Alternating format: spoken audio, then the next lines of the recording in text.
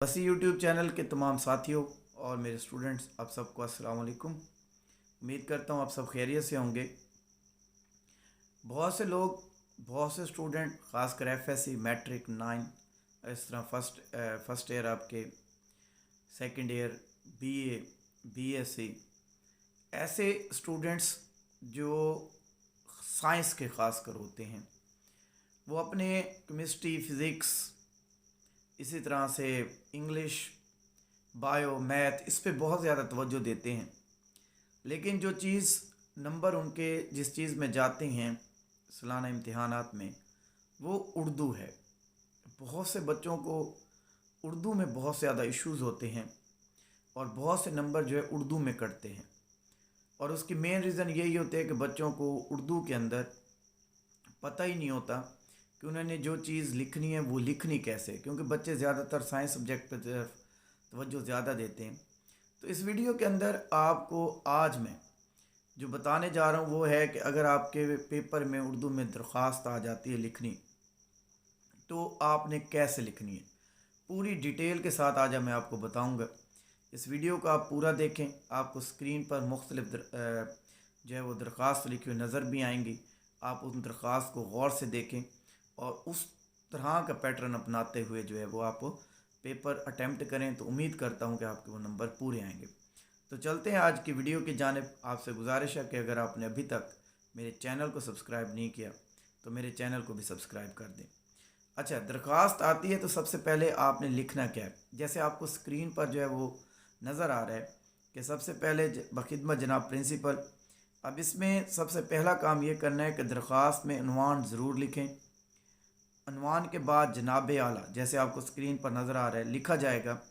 जनाब आला लिखने के बाद दरख्वास्त का नफ्स मज़मून पैराग्राफ की सूरत में लिखा जाएगा। दरख्वास्त बेसिकली 3 हिस्सों पर मबनी होती है: आगाज़ या तमहीद, नफ्स मज़मून, इख्तिताम। आगाज़ में आपने क्या करना है, आगाज़ चंद तमहीदी कलमात से किया जाएगा जो कि दर्जा झैल हैं। मोदबाना गुजारिश है, निहायत अदब से गुजारिश है, निहायत अदब से इल्तमास या मुल्तमिस हूँ, यानी ये आपने आगाज़ करना है इन फ़िक्रात से। नफ्स मज़मून क्या है जी, दरख्वास्त ज़्यादा तवालत पर मबनी ना हो, अपना मुद्दा वाज़े करें, मतलब इतनी ज़्यादा बातें उसमें ना लिखें, बस अपना जो मेन पॉइंट है वो लिख दें। इख्तिताम आप कैसे करेंगे, आपकी नवाजिश होगी, उम्मीद है आप मेरी दरख्वास्त पर हमदर्दाना गौर फरमाएँगे, मैं शुक्रगुज़ार हूँगा। दरख्वास्त गुज़ार और अर्ज़ के इंतहाई दाएँ जानिब यूँ तारीख़ लिखें 1 जून 2019। तो ये आपको स्क्रीन पर जो है एक पेपर की एक दरख्वास्त, एक पेपर पैटर्न दिखाया गया है कि आपने किस तरह से लिखने हैं। तो इसमें आपको देख लें, जो सबसे पहले आपने एक उन्वान तहरीर किया, फ़ीस माफ़ी की दरख्वास्त बनाम प्रिंसिपल तहरीर करें। बखिदमत जनाब principal, government degree college ABG जी। उन्वान लिखेंगे दरख्वास्त बर फ़ीस माफ़ी जनाब आला, फिर मुद्दा की तरफ आएंगे, निहायत अदब से गुजारिश है, और एंड पर होगी नवाजिश होगी। आखिर में मार्कर के साथ, जैसे आपको स्क्रीन पर नज़र आ रहा है, खुदा आपका इकबाल बुलंद फरमाए।